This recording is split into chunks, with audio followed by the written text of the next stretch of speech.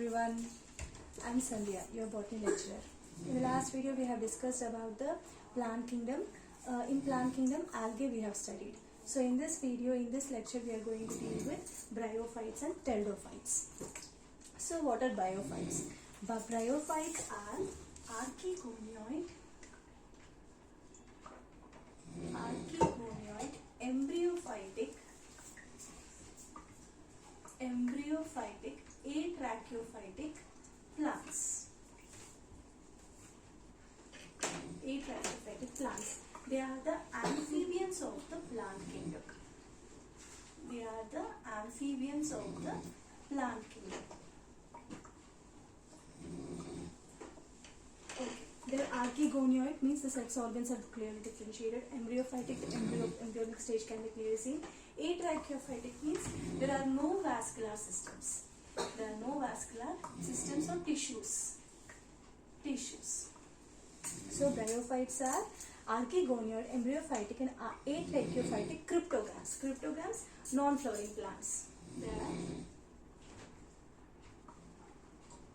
archegonioid, embryophytic, atracheophytic cryptogams, and they are also called as amphibians of the plant kingdom because these are the plants which are going to live in moist soil and also in water.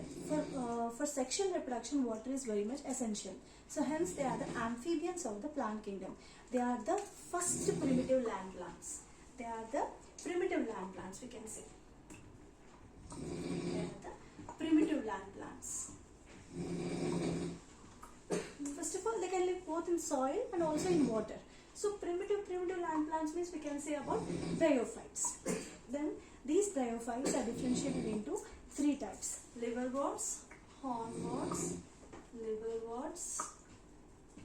hornworts, and mosses.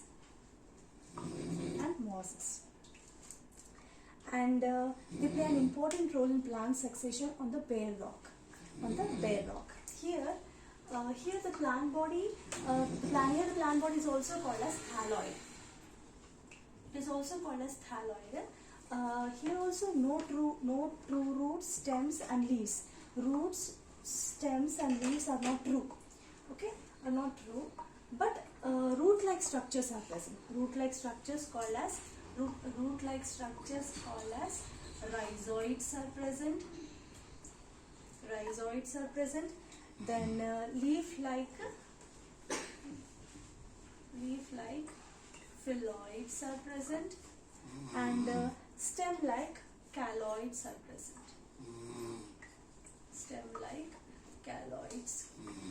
present. And here it is more differentiated than thalloid structure of algae. Then the plant body is mostly parenchymatous tissue, and the plant body is haploid.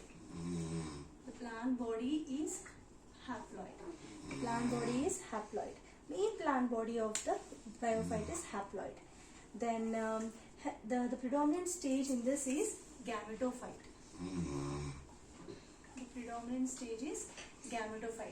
And the sex organs are present. They are mainly the sex organs are multicellular, jacketed and stalked. And the male sex organ is called as antheridium. The female sex organ is called as archegonium. The male one is called as antheridium. The female sex organ is called as archegonium. They are multicellular, jacketed and stalked. This archegonium is flask-shaped and bear a single egg. A single egg is present and it is flask-shaped. The anthrozoids,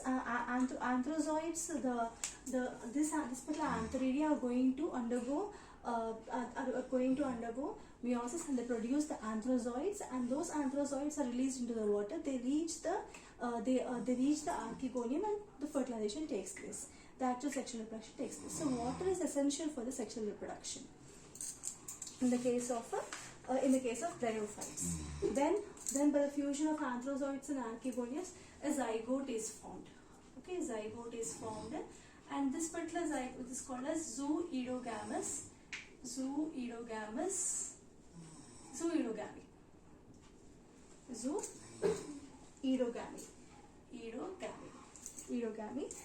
Eudogamous oogamy.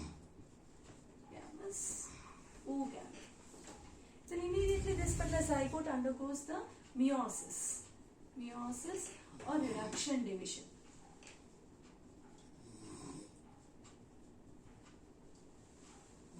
It undergoes meiosis and reduction division, and it develops into, and this particular develops into a sporophyte.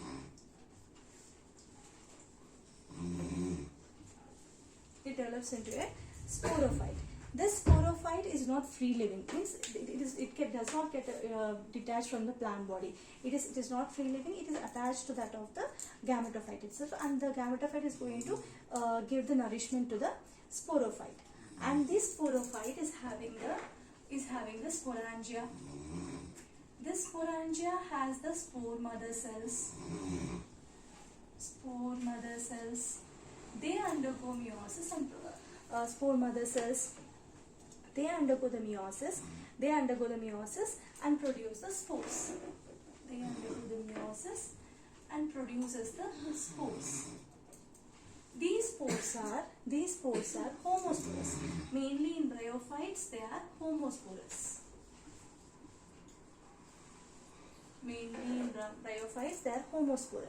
And the main predominant stage of bryophyte is gametophyte. And the plant body is haploid, and the life cycle is haplodiploidic. Life cycle. Okay, haplodiploidic. The diploidic stage is nothing but the zygote phase. And here all these things. Then yes, the zygote will be there. The zygote do not undergo reduction immediately. Here it does not undergo immediately. First it develops into, it does not undergo immediately. Then it develops into sporophyte. Zygote does not undergo immediately. It develops into sporophyte. Then sporangia are present, spore mother cells and meiosis, and spores are present. They are homosporous, hence haplodiploidic stage. So this stage is diploid one. Gametophyte stage is haploid one. So haplodiploidic life cycle. Coming on to the economic importance.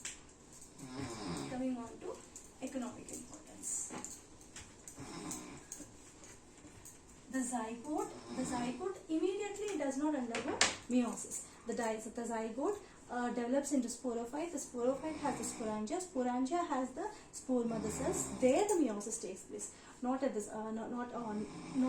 immediately from the zygote. So the spore mother cells undergo the meiosis. Be clear in that. Okay, now coming on to economic importance. Economic importance of bryophytes. Bryophytes is having very little economic importance. They provide food for herbaceous. Animals.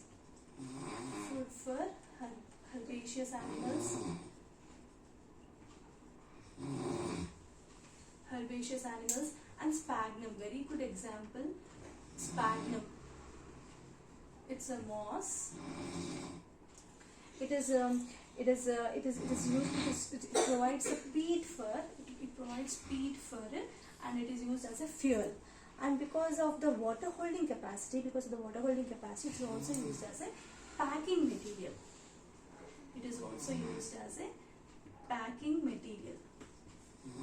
For transshipment. Okay. So the sphagnum moss, it is used as a peat it is used as a fuel. Then because of the water holding capacity, it is used as a packing material for transshipment. Then mosses and lichens.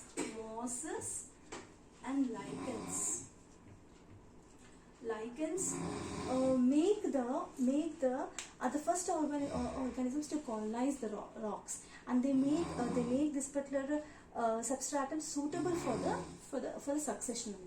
So mosses and lichens, they are the first one to colonize the rocks, and so they are of great ecological importance.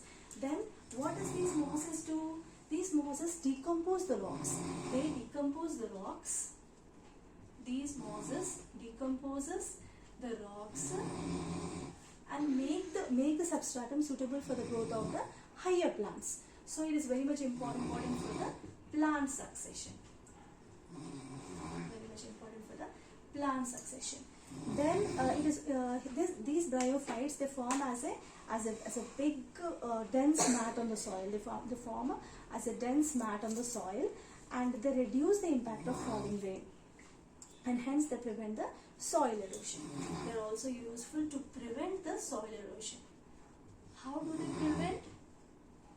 By forming as a dense mat on the soil and reduce the impact of falling rain. So hence they prevent the soil erosion. These are the 5 important uses of bryophytes. Then these bryophytes are divided into three categories. Okay.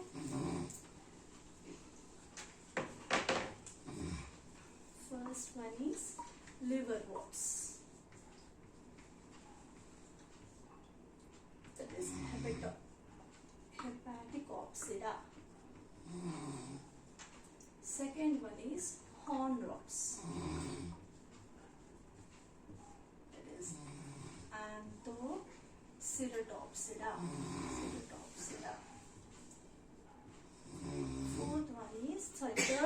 Third one is Bryopsida.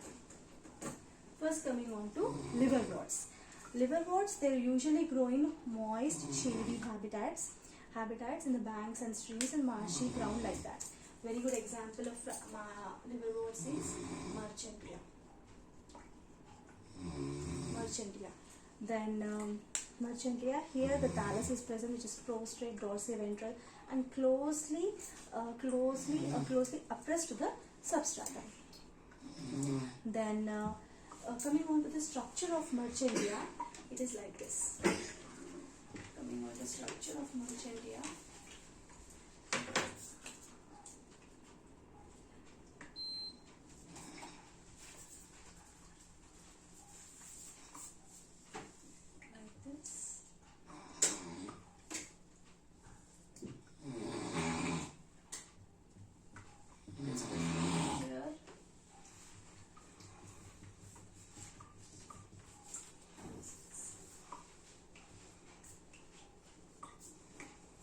This is the structure. This is the female thallus of Merchantia. Female thallus of Merchantia.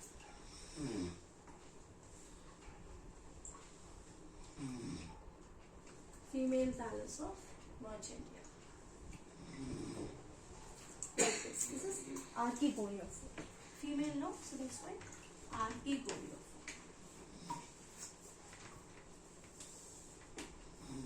These are gimme.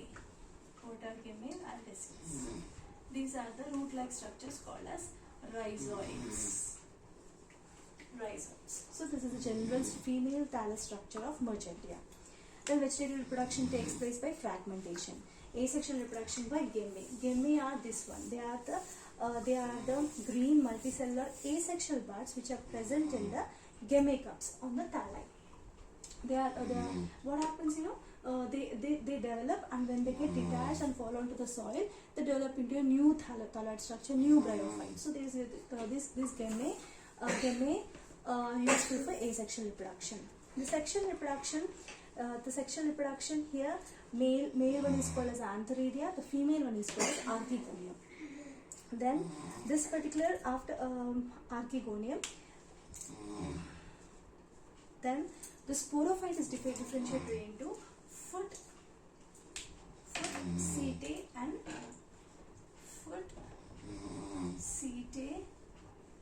capsule. Foot, setae and capsule. The capsule is the one where the spores are, in the capsule the meiosis takes place and the spores are formed. And for the dispersal of the spores, the elaters are used. Here in in liverworts, elaters are used for the spore dispersal. Then here also the spores germinate and give rise to free living gametophyte. The sporophyte is not free living actually. Coming on to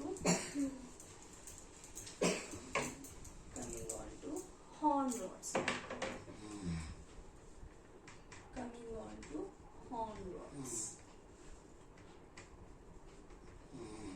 Which are called as Anthoceratopsida.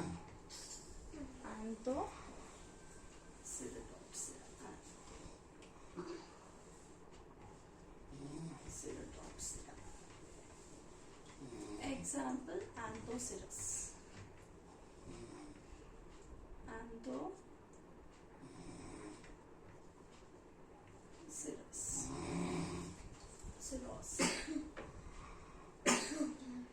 Anthoceros. Then here it also contains rhizoids. Then the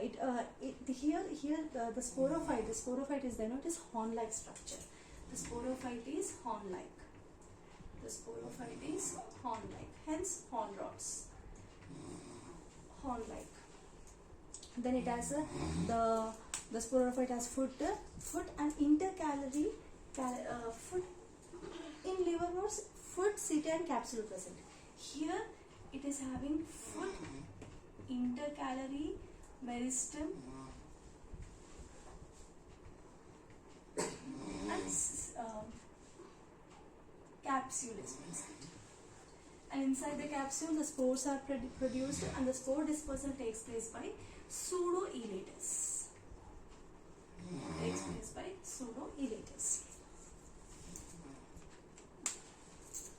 So this is about the horn rods. Coming on to mosses.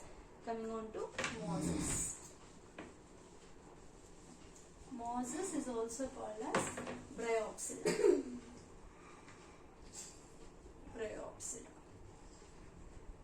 Or mosses.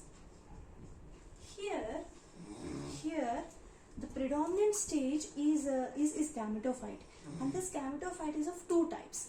The first stage is called as juvenile stage, which is called as protonema. Okay, and the second stage is called as gametophore.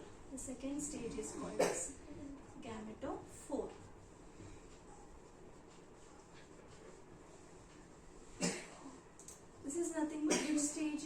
Gametophyte. The gametophyte is predominant stage, and this gametophyte stage is of two types. The first stage, juvenile stage, which is called as protonema stage. The second stage is called as gametophore stage. Then here the sex organs are present, and the multicellular branch rhizomes are present like this. Then vegetative reproduction takes place by fragmentation. Then gamete formation, same gamete formation. The gamete are present in the gametes, and these gametes, when they develop and they get detached from the thallus, they fall into the soil and produce the adventitious roots, and they develop into a new thallus structure, new bryophyte. So asexual reproduction, and also by budding in secondary protonema structure, by budding also the asexual reproduction takes place. Then sexual reproduction mainly takes place by the sex organs antheridia and archegonia. Antheridia is the male one, archegonia is the female one, and they are produced on the leafy shoots. And the leafy shoots and sterile hair. These leafy shoots are having the sterile hairs, which are called as paraphyses.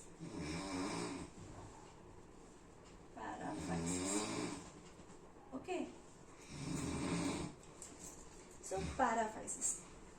Then what happens after fertilization? The zygote is formed, and the zygote will be developing into sporophyte, which is the diploid one. It is having foot, setae and capsule.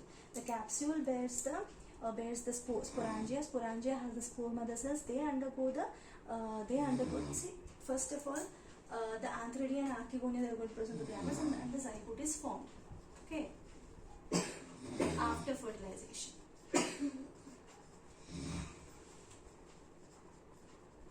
After fertilization, zygote is formed. This zygote, what happens? This zygote develops into the sporophyte. which has foot, setae and capsule. Okay, this capsule has the sporangia. This sporangia is having the spore mother cells. They undergo the meiosis and produce the spores. Produce the spores, and here the spore dispersal is taking place by peristomial teeth. Peristomial teeth. Peristomial teeth. Then very good example is Funaria. Examples are Funaria,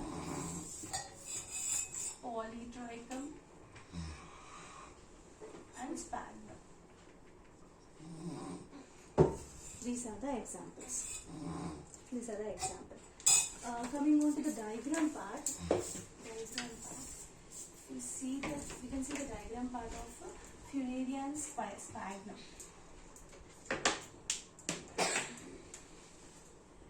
Here these are the rhizoids.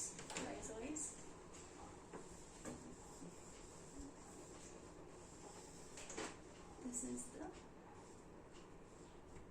lights. These are the rhizoids. This is the setae. Okay. This portion is gametophyte. This portion is sporophyte. This is setae. This is the capsule. This is the diagram of Funaria. Here the sporophyte means clearly we can see that the sporophyte is not free living. It attached to the photosynthetic gametophyte and derives the nourishment from it. So Funaria is the example. Coming on to Sphagnum. Sphagnum also same thing. Here also like this. Dense.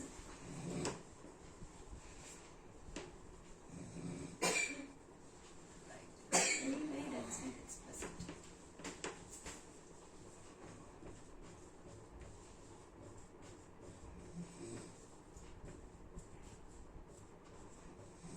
It's a peat moss used as a fuel, and it is having the water holding capacity. And hence it is used as a packing material for transshipment. This is Sphagnum, densely. Sphagnum. These are the diagrams of Funaria and Sphagnum. This is a gametophyte.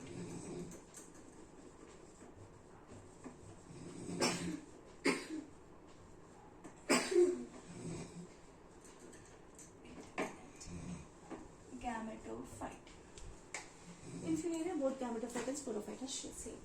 So this is about the bryophytes.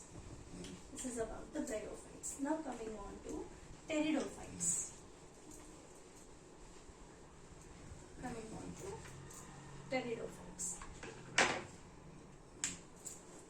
What are pteridophytes?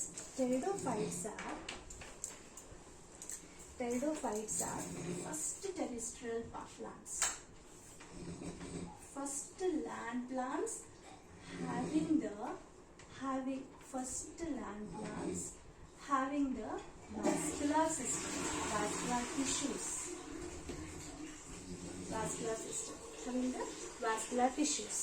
Then they are embryophytic, archegonioid, trachophytic,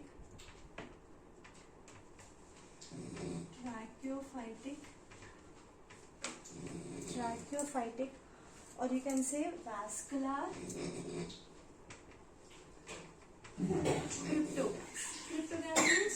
cryptogams means non-flowering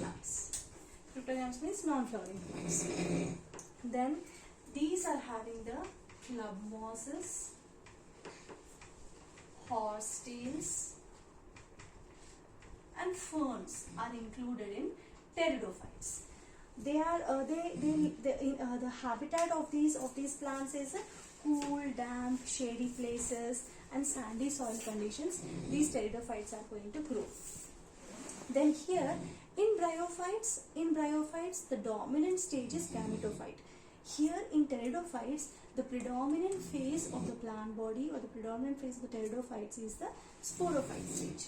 Okay, the predominant stage is sporophyte stage. Sporophyte stage.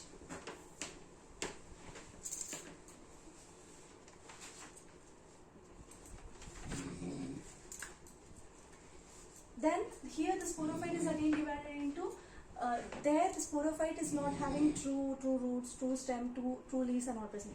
But here true root, stem and leaves are present and well differentiated vascular tissues are present. Roots, stem and leaves are present and well differentiated vascular tissues are present. Vascular tissues are present. Then here the roots are adventitious roots. Mainly the roots are adventitious roots. Means they are arising other than the radicle. From any part of the plant they are arising. Then here if you take the transverse section of the stem, clearly we can see the epidermis, cortex and central stele. This stele is of again different types. Epidermis is the outermost layer, cortex is the middle one which will be joining the epidermis and the stele portion. The stele one is the innermost portion, and this stele is of four types. Protostele is present. Protostele is present where centrally xylem is present. Xylem surrounded by phloem. Then siphonostele. Siphonostele. This stele is medulated protostele. Medulated protostele. Then solenostele is also present. Solenostele is nothing but it is the same siphonostele only, but with leaf caps, scattered with scattered leaf caps are present. Scattered leaf caps are present in solenostele. Coming on to dictyostele. Dictyostele, same siphonostele is only present. But it is having overlapping leaf caps. Overlapping leaf caps are present. So in detail you are going to study in the anatomy chapter, and that one in detail we are going to study. So four types of steles are present: protostele, siphonostele, solenostele and dictyostele. Then here the leaf appendages are present, which are called as sporophylls. Okay, in Selaginella, microsporophylls are present. Sporophylls are nothing but leaf appendages or leaf-like structures.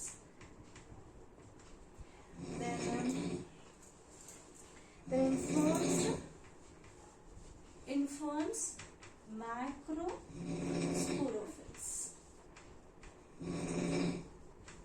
sporophylls. So what are these sporophylls? The leaves in pteridophytes are called as microphylls. The leaves in pteridophytes are very small and they are microphylls. Microphylls in Selaginella, macrophylls in ferns. The sporophylls bear the sporangia. The sporophylls bear the sporangia, and yes, the sporophyte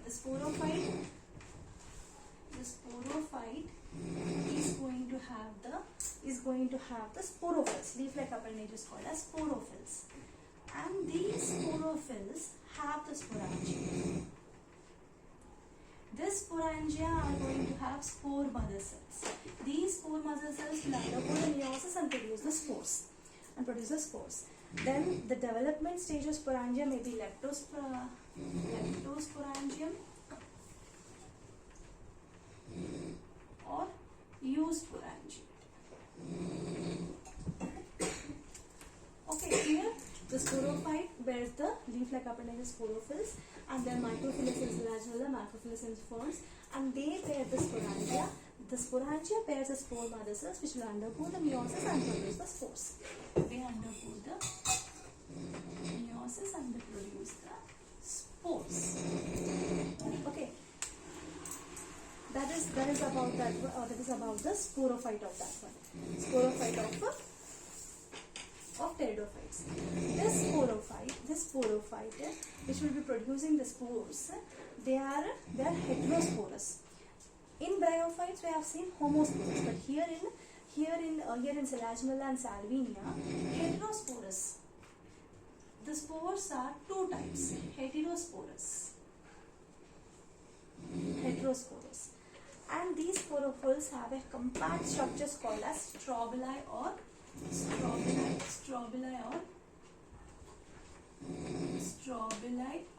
cones are present.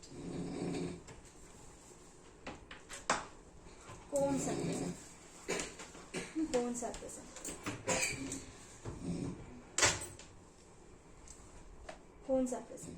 And these spores, which are formed by meiosis from spore mother cells, they germinate and give rise to a multicellular, free-living, mostly photosynthetic thalloid structure, which is called as gametophyte. They give rise to gametophytes, which are haploid. These are diploid gametophytes. Multicellular photosynthetic thalloid gametophytes are present. These thalloid gametophytes are called as prothallus.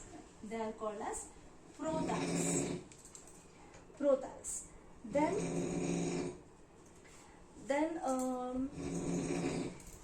these gametophytes are going to bear both male and female sex organs. The male is called as antheridium. The female one is called the archegonium. They are multicellular, jacketed, and sessile. Here, then in bryophytes, multicellular, jacketed, and stalked. Here they are nothing. They are having the they are having the gametophytes, multicellular, jacketed, sessile, no stalks. So they are sessile. Okay.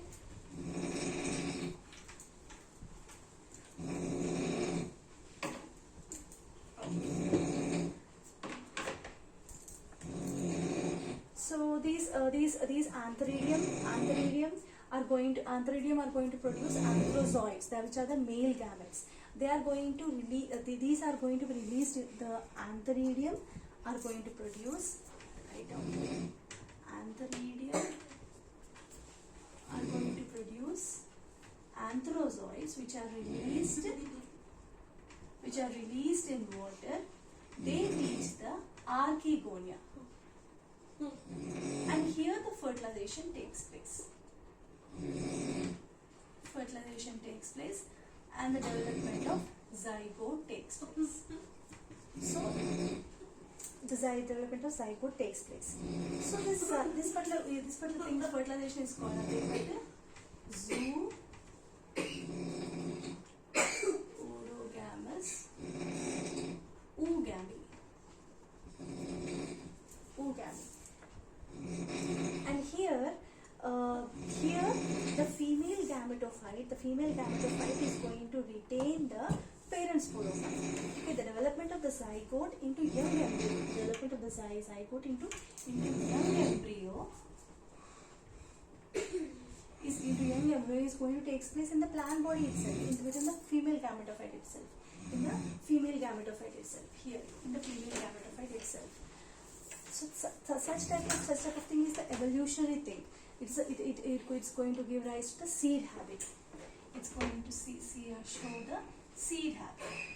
Okay, the development of the zygote takes place in the female gametophyte itself. Then here the zygote will be developing into embryo, and then embryo it will be developing into the sporophyte. So sporophyte. In bryophytes, gametophyte is the predominant stage, but here the sporophyte is the predominant stage. And this sporophyte is as we have to use, sporophylls are present. Sporophylls are present, isn't it? So here, first they will be having the leaves which are called as fronds. Leaves which are called as fronds. That pinnately compounded leaves which are called as fronds. Then in bud condition, they show the arrangement which is called as vernation. Young leaves, the developed leaves are called as, the old leaves, developed leaves are called as fronds. The young leaves which are arranged in the bud condition, the arrangement of the young leaves in the bud condition is called as vernation. So in pteridophytes, the young leaves are arranged in circinate vernation. Then they are going to have the petiole. Which are having the small hair-like structures which are called as ramenta. And these leaflets show the open dichotomous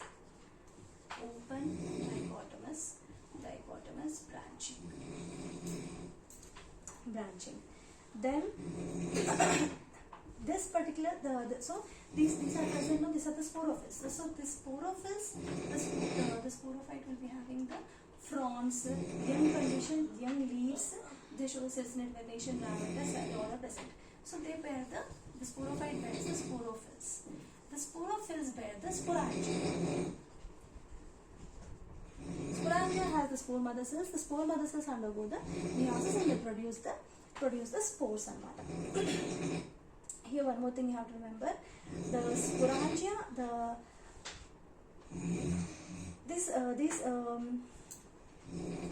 these sporangia are present in groups. So when these sporangia are present in groups, they are called as sori.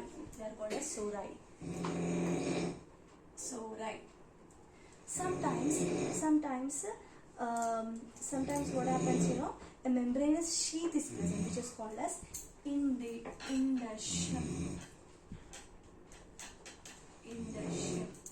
Membranous sheath is present. In terrace, a false induction is present. False induction is present. But generally, this particular membranous sheath will be present around the sori in all plants. But in terrace, false membranous sheath is present. And the pteridophytes are again divided into 4 classes.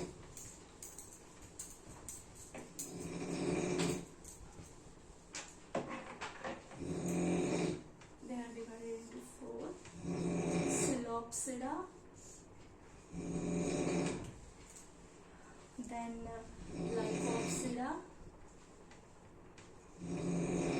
Lycopsida, Sphenopsida, and Pteropsida.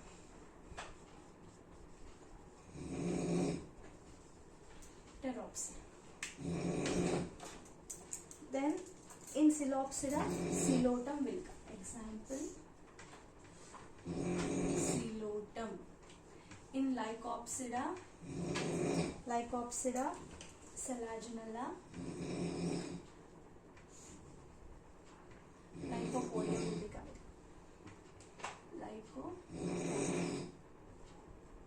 In Sphenopsida, Equisetum is example. Equisetum. Then in Pteridopsida, Dryopteris, Teres, etc. The example. structure of pteridophytes. If we see the selaginella, it will be like this. The leaf-like structure is not present. Let's see.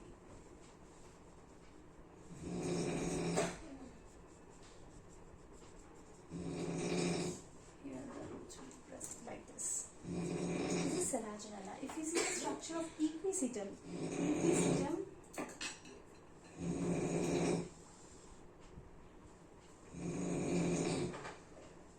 here the rhizoids are present, and here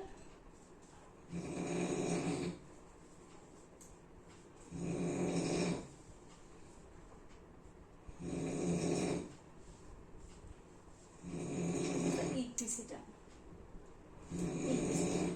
These are the four classes belonging to pteridophytes. Thank you. correct with this